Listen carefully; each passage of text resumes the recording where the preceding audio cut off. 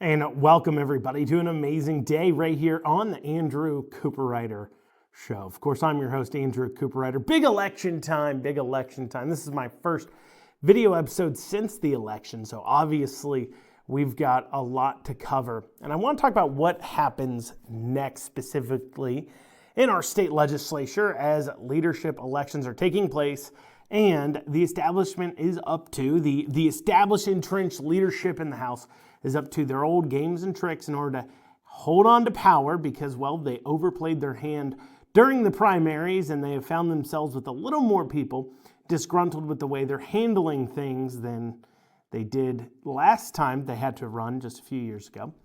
So with that in mind, we'll go into what we expect on that timeline there. Also, we have Mitch McConnell. A new biographical book is coming out, wrote by Michael Tackett, that McConnell gave him access to, so we can look at all the quotes and things that are in the book and say that is things that Mitch McConnell wanted him to know about, wanted him to write about. The book is called The Price of Power.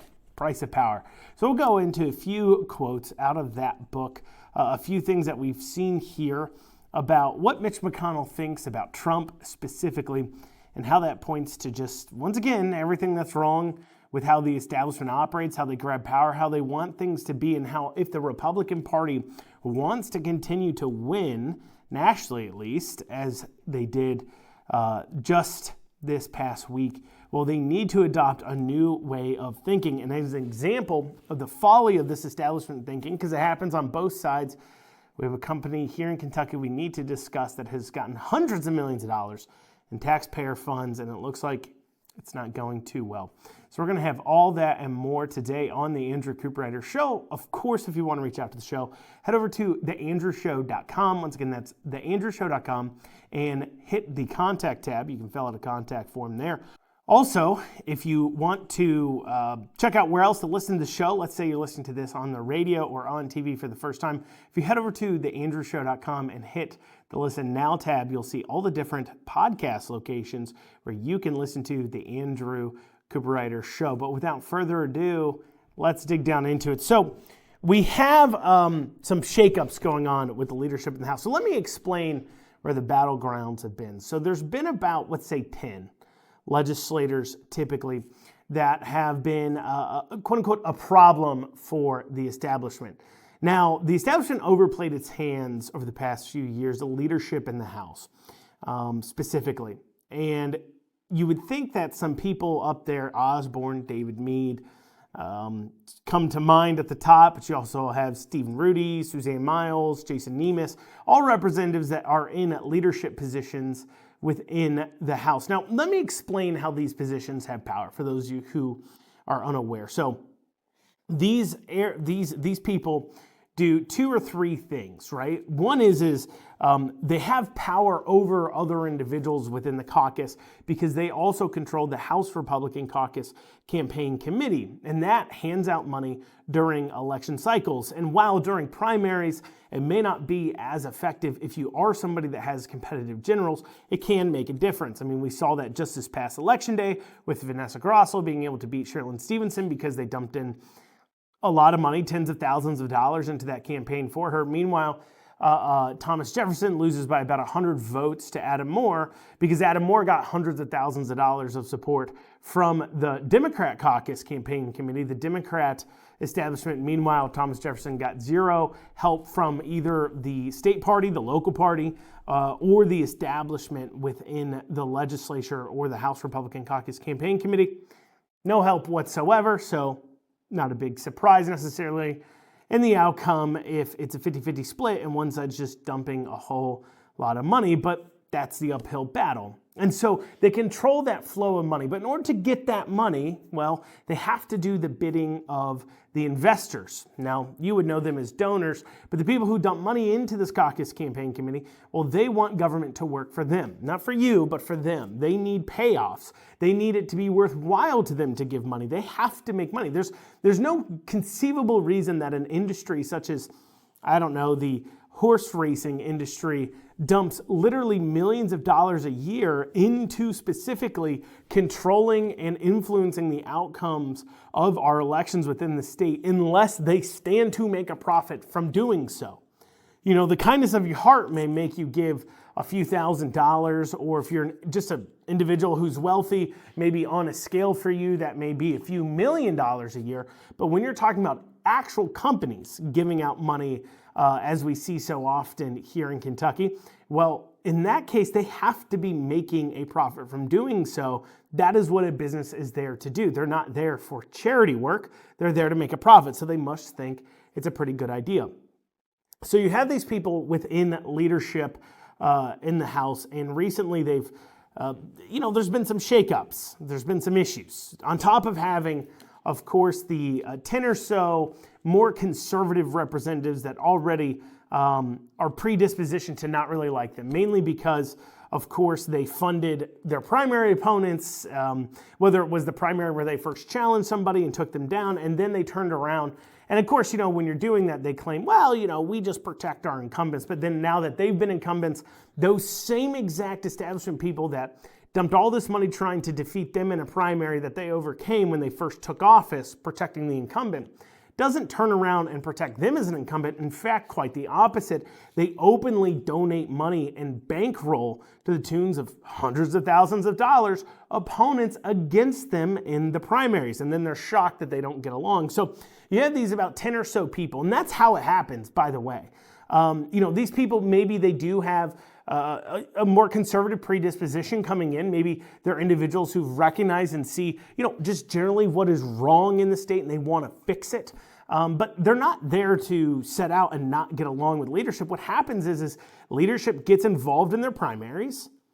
The establishment gets involved in their primaries. The establishment dumps tons of money against their opponents. They get all in their feelings about it.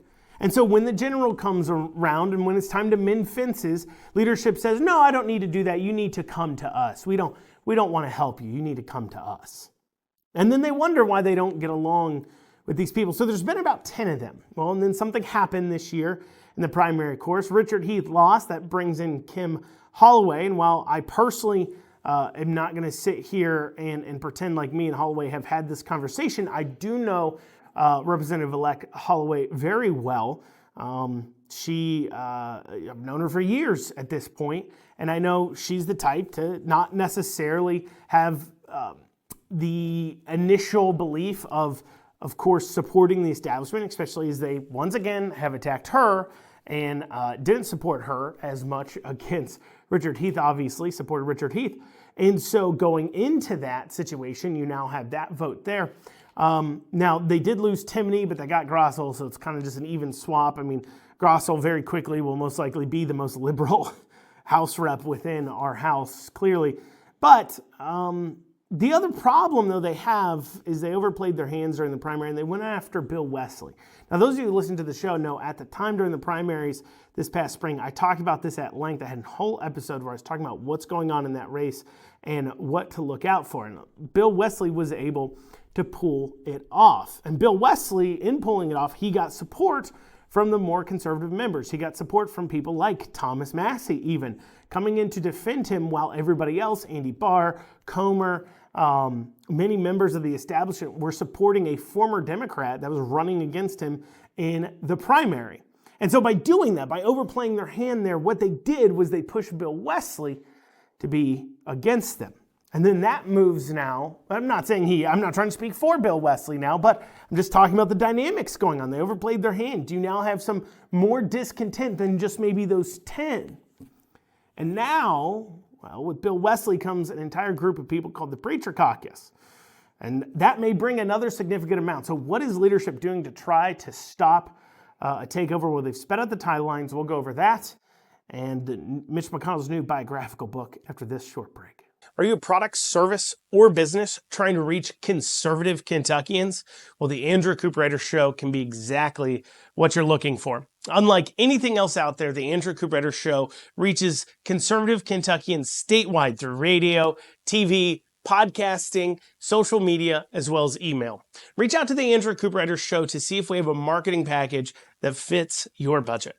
Reach out to The Andrew Cooperrider Show at theandrewshow.com. Once again, that's theandrewshow.com. You can hit the contact tab, or you can also email The Andrew Cooperrider Show at info@theandrewshow.com. Once again, that's info@theandrewshow.com. Let's be the marketing solution that your business has been looking for. And you're back here on The Andrew Cooperrider Show. Before the break, we were talking about how the establishment, the leadership within the House has maybe overplayed their hands a little bit, and they ended up doing some things during the primary that pushed some more people into the anti-current people in leadership camp. And so they're feeling it. They're feeling this heat, and you know they are. You know they're worried about it. And you know this because House leadership has decided to very quickly hold elections. That's right, this November 15th. They're going to have their leadership caucus elections, I am told, and the deadline to file for those leadership positions is, well, Friday at noon. This past Friday, or depending on when you're listening to this, I don't know, but this past Friday at noon. And so very quick turnaround, like 2-3 days to figure out if you're going to run for this position. And, you know, there's our new representatives coming in, whether that's spots that they held, just turnover in positions as far as it goes. People were focusing on their own campaigns. Now they're coming off of them. And before there can be any kind of posturing or anybody trying to make a ploy, those currently in power are trying to speed it up in order to make sure that they remain in power. And so that leads to a few questions of, will these people remain in power? And I'm not going to sit here and pretend like there's necessarily an appetite to replace all these people or not. You know, almost every single representative I talk to, and I talk to the majority of the caucus, I'd say definitely more than 50% of the Republican caucus in the House that I've had conversations with. And I know for a lot of them, they are not happy with current leadership. They feel like there's a lot of good pieces of legislation that get killed because the Osborns of the world, the current speaker and the ilk there, kind of prescribe to a belief of, let's not do anything too conservative. We might alienate people, or we need to be, watch what we're doing here, or let's spend all of our time making the government work for the people, which is just a quote, which is just a convenient way of saying we want the government to be as, corrupt as possible. Because by government working for somebody, what we really mean is it needs to work for our specific investors that keep us in power in this cycle. We'll see some of that bleeding through here as we talk about Mitch McConnell's new book. Well, Mitch McConnell didn't write it, but the new book about Mitch McConnell, The Price of Power.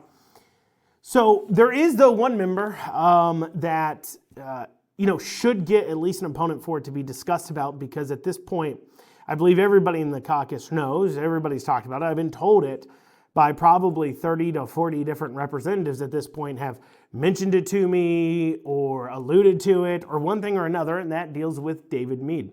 Now, it is not an allegation that David Meade, who is the Speaker Pro Tem, kind of the second in command, I guess you would say, of the actual floor activities on the House floor there, and pretty high up position, pretty important position, and it's not alleged, nothing's secretive about this, that David Meade is going through a divorce. Now, I'm not a gossip columnist. I'm not here to necessarily peddle out a whole lot of things. I understand when you're in the public position, these kinds of things being drug out about divorces is awful, especially when you have a wife and kids, and had a wife, of course.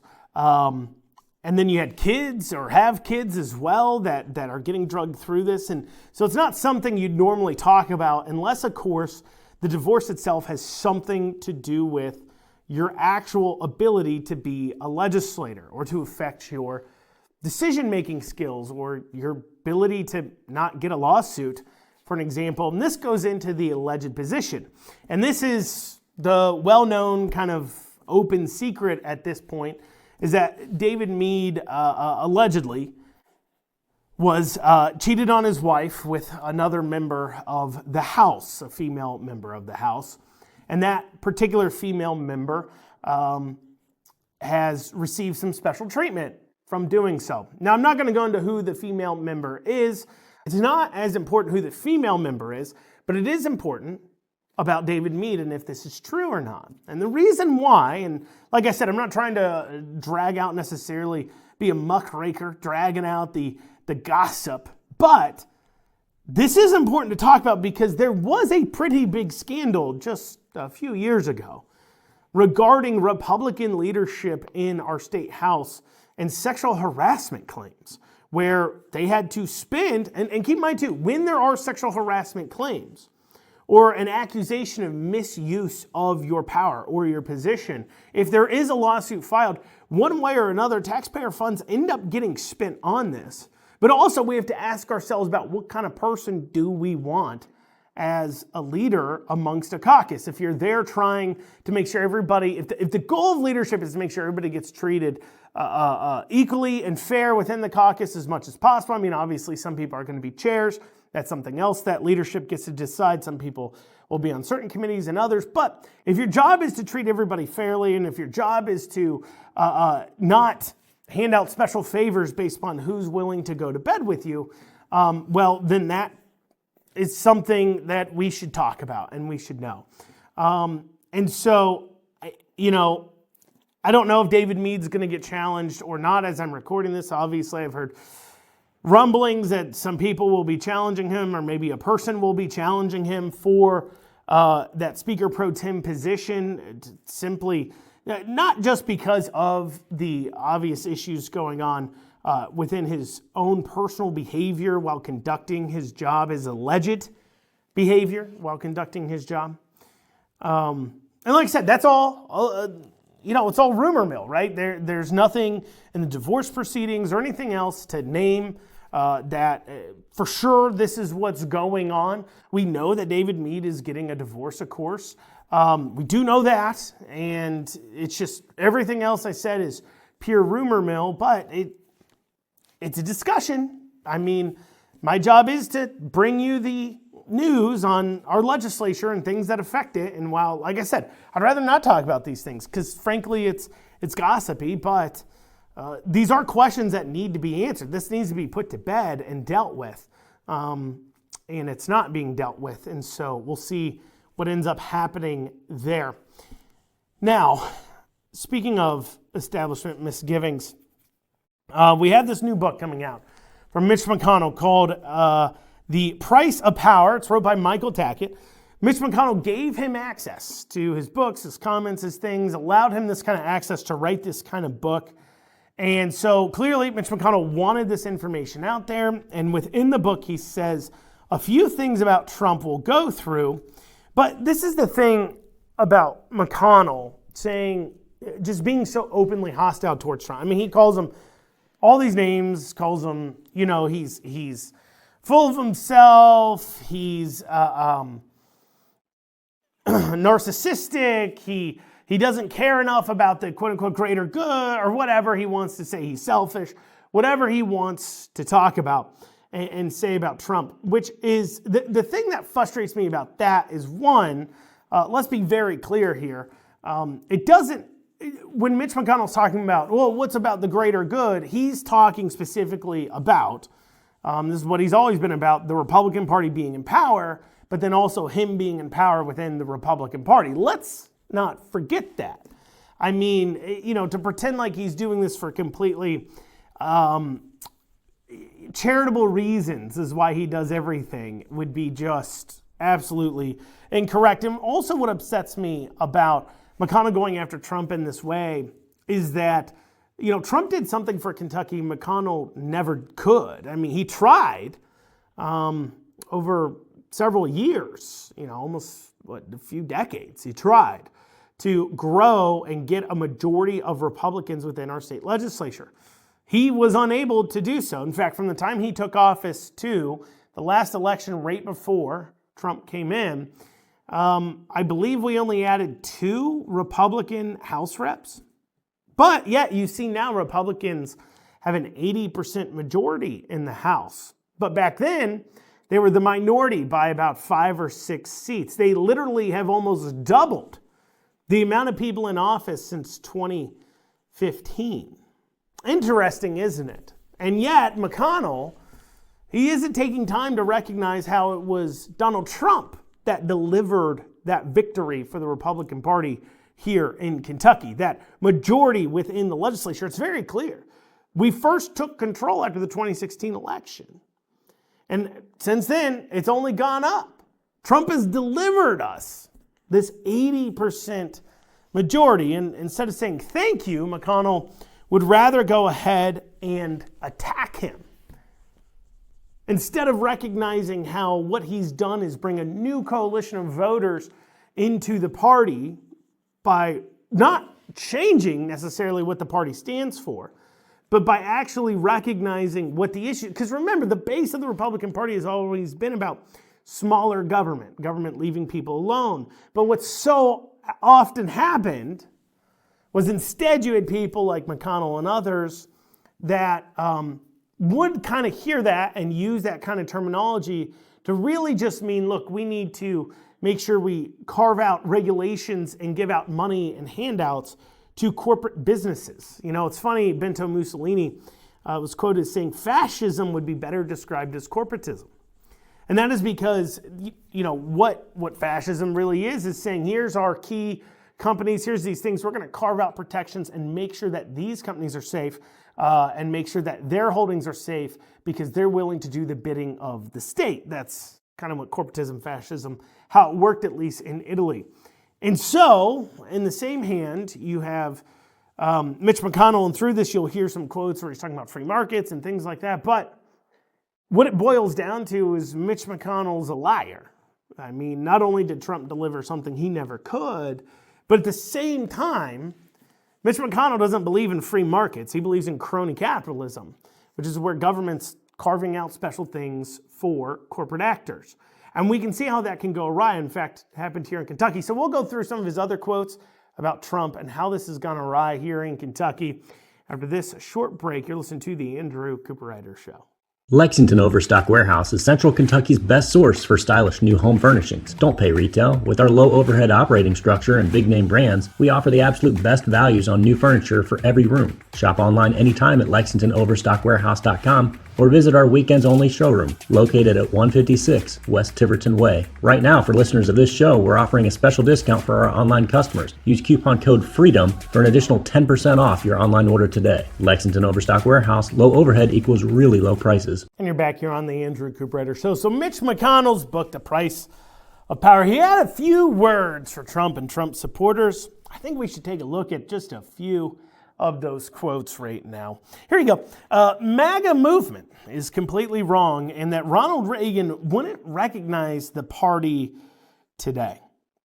Now, to be fair, that might be true because if I'm to be honest, Ronald Reagan did give amnesty to nearly 3 million illegal immigrants, something today's Republican Party would never be for. Heck, even the Democrat Party voters are largely not for that, it would appear. Maybe not all of them, but according to polling data, only about 25 to 26% of Americans support amnesty for illegal immigrants. So that tells you that around half of Democrats have to also be supportive of not giving amnesty to illegal immigrants. And also, too, Reagan did put in place some of the greatest gun control laws that the country's seen. One of the major changes in putting in place more gun control was done by Reagan. And so, you know, these are all things the GOP base would disagree with today. However, when Reagan came into the party, the elite hated him as well. And here's where Reagan is actually very similar to Trump in this way. And, you know, I'll tell you, obviously I wasn't around when Reagan was president. I wasn't around when people were involved in the Republican Party with Reagan, but I do know people who were. And it's funny, I was sitting talking with a gentleman who'd been in and active in the Republican Party for some time. I believe he even worked for the Reagan administration at one point, and we were just sitting chit-chatting. He's a nice guy. I've taken him to baseball games, things like that. But we were just sitting chit-chatting, and he had talked about how there's an individual, Thomas Massey, was coming to talk somewhere, and someone was like, "Oh, I love Thomas Massey." He leaned over to me, and he said, "She didn't like Thomas Massey when he was first running." And then later on, Rand Paul was brought up, and someone else across the room said, oh wow, Rand Paul's so excited to have him. Leans across me and says, or in this case, it was he wasn't supportive of Rand Paul when he was running either. And he pointed out that, a lot of these people, and a lot of the people in the establishment especially, that pretend to like the current incumbents, back during the primaries, a lot of, especially the impactful ones, the ones that really made a difference, the ones whose names we remember, were not well liked by the party establishment because we remember their names because they made a difference. They did change something, and that change is something that the establishment doesn't like. They don't like change. And so in talking to him, we started talking about Reagan. He mentioned that at the time when Reagan was running, a lot of the establishment Republican Party did not like Reagan when he ran.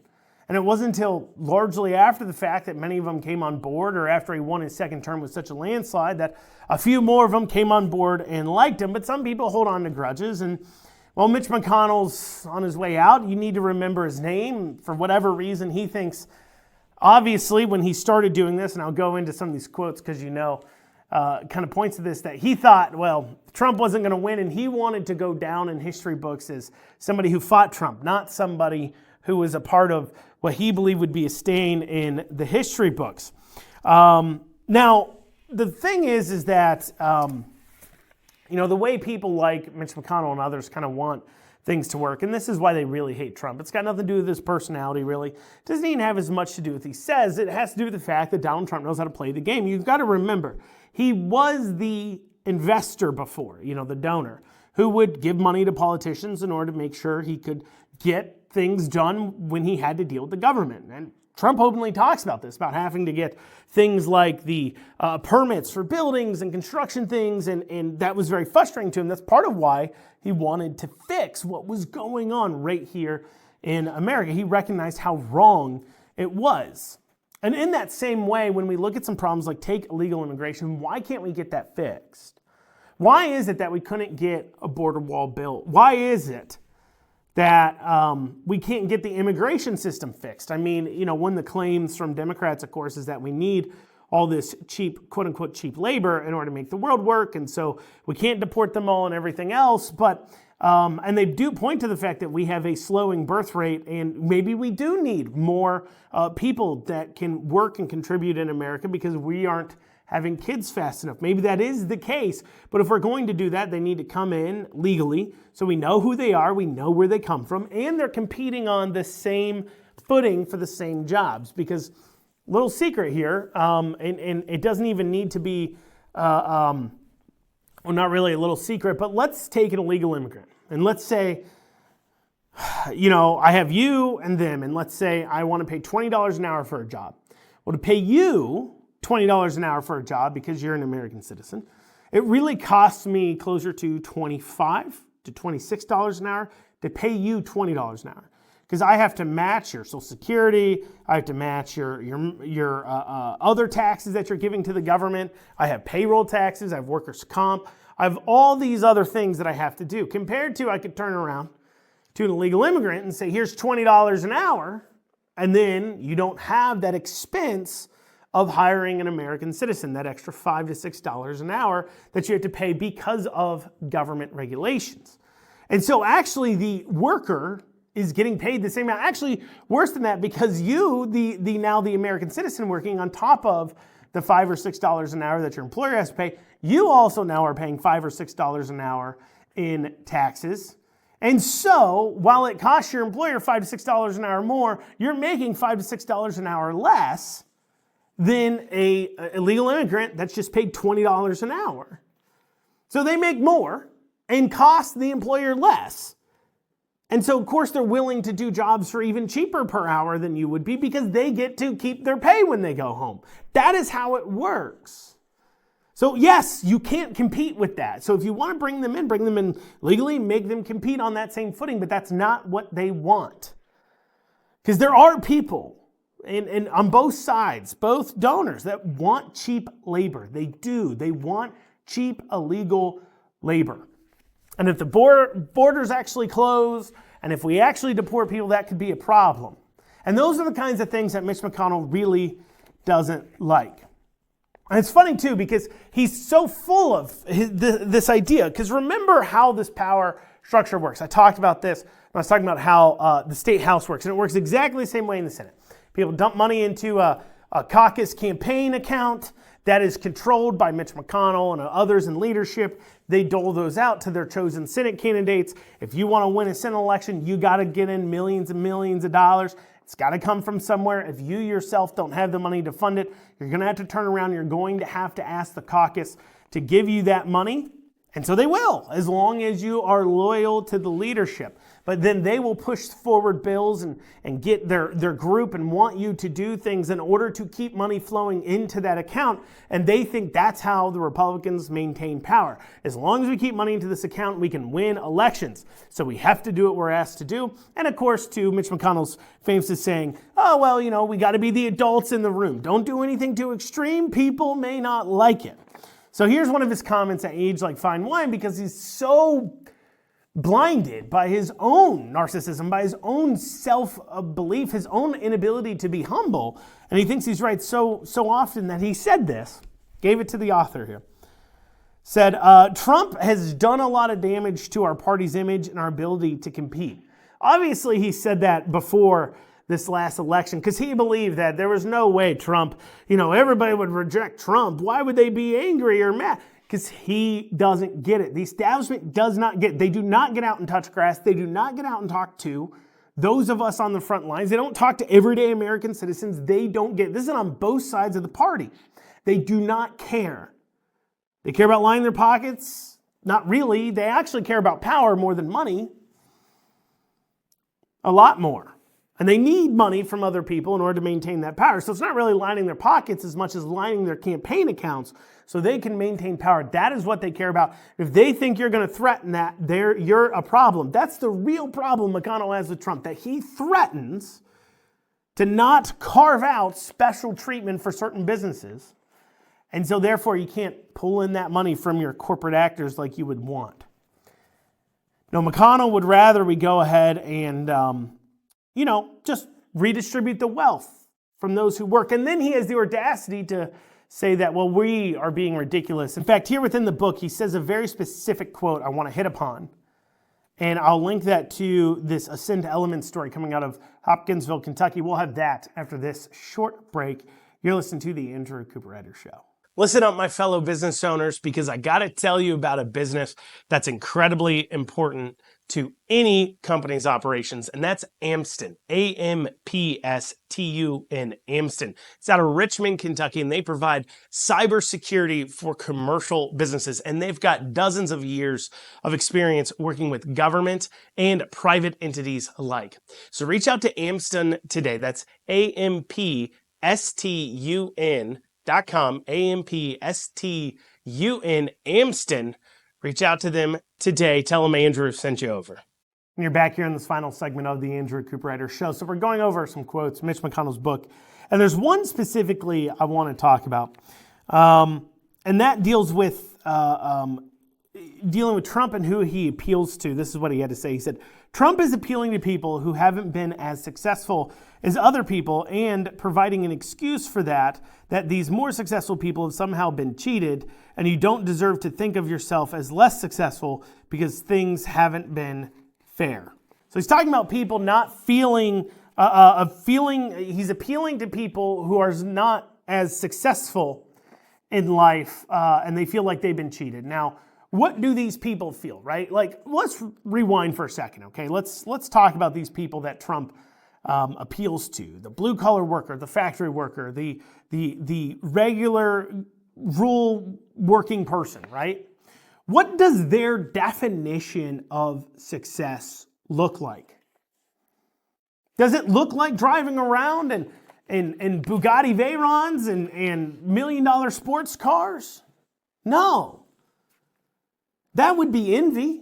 That would be something you could hit upon. No, their idea of success is simply, I can pay my bills, I can buy a house, I can feed my kids, I can work an honest day's work, and I don't have to worry about how am I going to put food on the table. That is their definition of success, a basic American dream, that you can provide and work for yourself and your family and live comfortably. That is what they're looking for. And to say that, oh, well, you haven't been as successful as other people, let me provide you an excuse. Sometimes it's not an excuse, it is the reason. For an example, the poor areas of eastern Kentucky that used to have coal mining, they left because you, Mitch McConnell, knowingly voted for the Clean Air Act in 1990, and you even admitted it was going to do damage to eastern Kentucky, and you did it anyways because you knew it would move their coal jobs out west to the Rocky Mountain areas because the coal's cleaner there than the already established mines in eastern Kentucky, and you signed it. So maybe it is somebody else. If I had a job as a coal miner and then you passed a law getting rid of my job, whose fault is it? If I'm trying to build a business and then you pass a law putting me out of business, whose fault is it? If I'm trying to work as a factory worker and I can't make ends meet, but I'm being taxed at the wazoo, whose fault is it? And you say, well, other people are successful and you're just getting a reason. No, sometimes other people are successful because they work hard, very often, don't get me wrong. And sometimes people are successful because you've stolen from us and given it to others so they can fail on other people's dime. And we have a perfect example of this coming out of Hopkinsville, Kentucky with Ascend Elements. Let me tell you what Bashir said about this company back in 2022. Here you go. Bashir, Ascend Elements' initial announcement made history as the largest development project in Christian County. But with recent announcements, the investment was grown to nearly $1 billion and has created 400 full-time jobs, making it the single largest investment in Western Kentucky. Kentucky has quickly become a national leader in electric vehicle space and substantial supplier network that consists of innovative companies like Ascend Elements is the reason for that success. I want to thank the leaders of the Commonwealth and at the company for this commitment to the Commonwealth. And I can't wait to see Ascend Elements and Hopkinsville community grow together. Now, what this company was doing was recycling batteries and for electric vehicles. So recycling, the graphite out of batteries in order to be sold then on the open market to be used again for electric vehicles. Now, what Bashir didn't say at this time as he's talking about this $1 billion investment is that already the federal taxpayer was footing half of the build costs. I'm not kidding. $480 million in 2022 was given to this company in order to build this plant in Hopkinsville, Kentucky. Then just 2 months ago, another $125 million from the Department of Energy was given to the same company for the same factory. And why do I bring this up? Well, this past week, Ascend Elements has asked construction workers to pause work, push back the timeline of them operating at least 12 months. They put a full pause on the operation, laid off about 100 employees. 100 employees.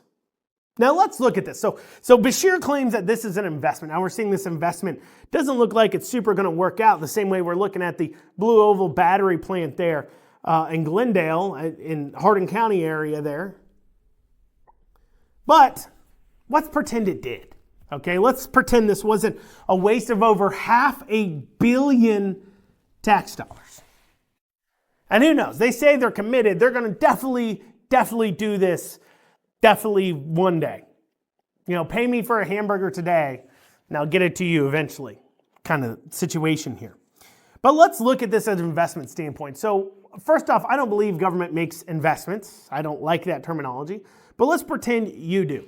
So if government is making an investment for its people, it better be an investment into its citizens. And what I mean by that and putting this in a lot of quotations for those of you listening but not seeing me, an investment into its people may be something like, for an example, building a road, building a highway into a community. That may be an investment for the people. While that specifically doesn't necessarily pay off dollar for dollar to the government, but if I build a highway into the area, I'm providing a service to those citizens of that area. Or maybe an investment might be if a city provides garbage services to the citizens and their garbage truck's breaking down a lot and it's costing more in fuel and parts, so they buy a new one. It's a capital investment up front, but over time they'll save money on parts and gas will be more fuel efficient and they can lower costs then for their citizens. That would be something. But what does this offer to citizens, just as a company, right? Because there are some things you may do,